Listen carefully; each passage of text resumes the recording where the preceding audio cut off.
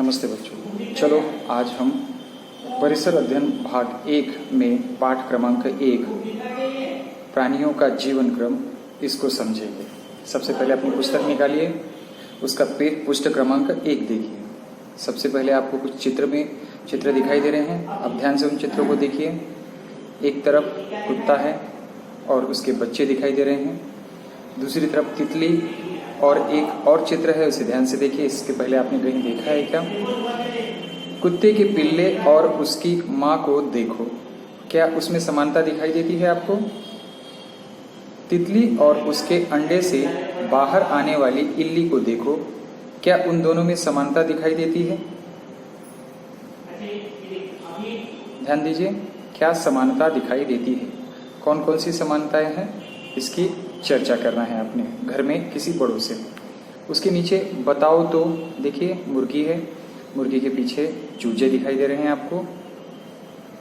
एक चूजा जो अंडे से बाहर आए दिखाई दे रहा है। सामने में आपको एक बड़ी बिल्ली दिखाई दे रही होगी और उसके सामने में एक छोटा बिल्ली का बच्चा है जो कि खेल रहा है। दिखाई दिया आपको? मुर्गी अंडे देती है। मुर्गी क्या देती है? अंडे देती है। उन अंडों में से चूजे बाहर निकलते हैं, ये आप सभी को पता है।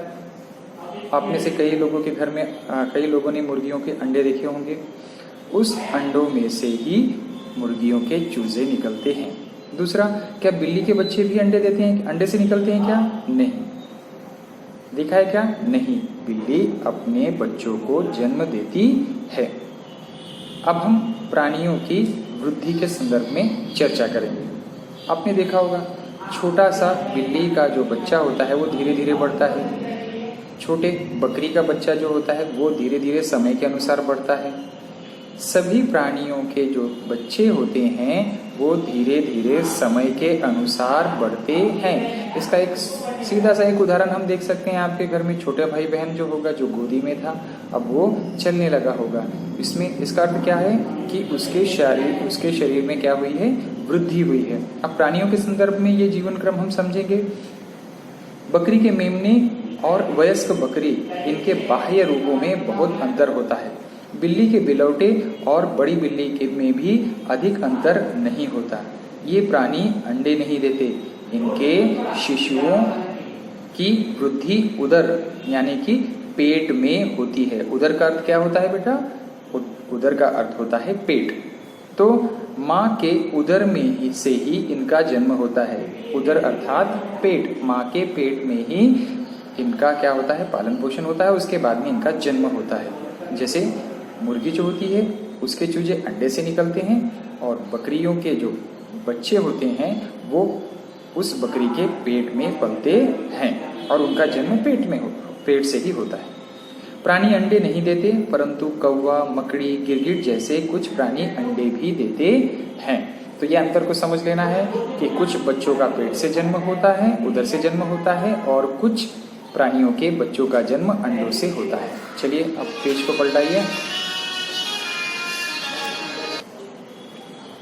चलो अब उसके बाद में पृष्ठ पलटाकर आप पेज क्रमांक 2 पे आ जाइए। वहां पर देखेंगे हम मुर्गी के चूजों का अंडों में से जन्म।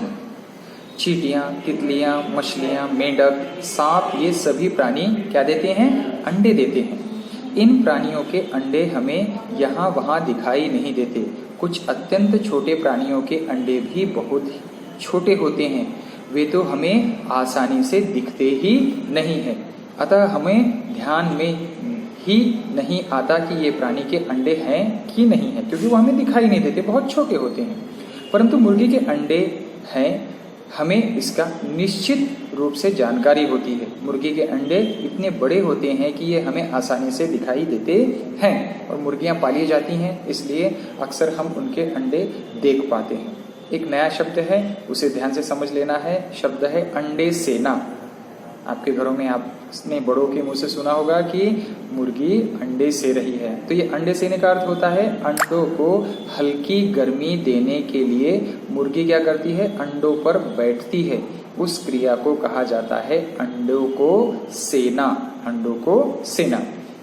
मुर्गी अंडे देती है अंडे के अंदर उसके चूजे की वृद्धि होती है। छोटा सा चूजा होता है, आपने देखा होगा, छोटा चूजा बड़ा ही प्यारा होता है।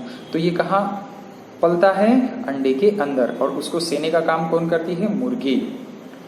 बाद में मुर्गी अंडे पर बैठी रहती है और अंडों को सेती है। अंडों के अंदर स्थित चूजे धीरे धीरे बढ़ने लगते हैं। ठीक है, अब ध्यान से देखिए, वृद्धि पूर्ण करने पर चूजे अंडे के आवरण को तोड़कर बाहर निकलते हैं। हम देखते हैं कि जो चूजा अंडे से बाहर निकलता है, जब वो बड़ा हो जाता है, अंदर में पूरी तरह से इस पृथ्वी में आने के लिए तैयार हो जाता है, जीवित रहने के लिए, तो वो क्या करता है? उस अंडे को फोड़कर बाहर निकलता है। चित्र में दिखाई दे रहा है छोटा सा चूजा, देखो बड़ा प्यारा सा चूजा अंडे के बाहर निकल रहा है। चूजे के कुछ बड़े होने तक मुर्गी इन चूजों का ध्यान रखती है। अक्सर आपने देखा होगा मुर्गी के पीछे पीछे उसके चूजे चलते हैं। चलिए, जिस समय, क्या तुम जानते हो कि जिस समय मुर्गी अंडों को सेती है, उस समय तक अंडों की सुरक्षा हेतु आक्रामक बन जाती है। यदि कोई अंडों के पास जाता है तो दौड़कर उस पर झपट मारती है। अक्सर आपने देखा होगा कि अंडों को अगर आपने छुआ तो मुर्गी क्या करती है? आपके ऊपर हमला कर देती है, झपटती है और वो अंडों को बचाती है। थोड़ा सोचो, मुर्गी और उसके चूजों में किन किन बातों की समानता होती है? कौन कौन सी समानता होती है? ध्यान दो, मुर्गी और चूजे में। हाँ, सही पहचाना, उसकी चोंच भी एक जैसी होती है पर छोटी होती है। पंख होते हैं, पंखों में भी समानता होती है पर छोटे होते हैं। पैर भी छोटे छोटे होते हैं लेकिन होते हैं। लगभग शरीर के सभी अवयव छोटे होते हैं लेकिन होते अवश्य हैं। होता है, आपने देखा होगा, पंख है, पैर है, आँख, उसकी चोंच, इन सारी चीज़ों में क्या दिखाई देती है? हमको समानता दिखाई देती है।